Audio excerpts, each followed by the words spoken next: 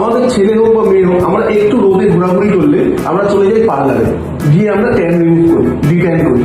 সেটা কতটা ঠিক আমাদের স্কিনের জন্য, আর সেখানে না গিয়ে আমরা যদি ক্লিনিকে আসি সেটা কতটা আমাদের স্কিনের পক্ষে ভালো।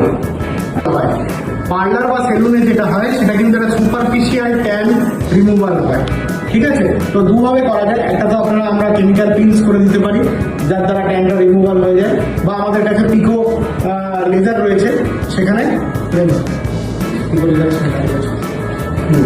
আমাদের সামনে পিকো লেজার রয়েছে। এই পিকো লেজারের দ্বারা কিন্তু কার্বন বা হলিউড ফেসিয়াল বা হলিউড স্পেকট্রা যেটাকে বলে এখন, সেই ফেসিয়াল যদি করা হয়, carbon vitamin Hollywood Spectra facial যদি করা হয়, তাহলে কিন্তু ট্যান খুব ভালোভাবে রিমুভ হয় আর একদম একটা সিটিং এর মধ্যে কিন্তু চেঞ্জেস করে যায়।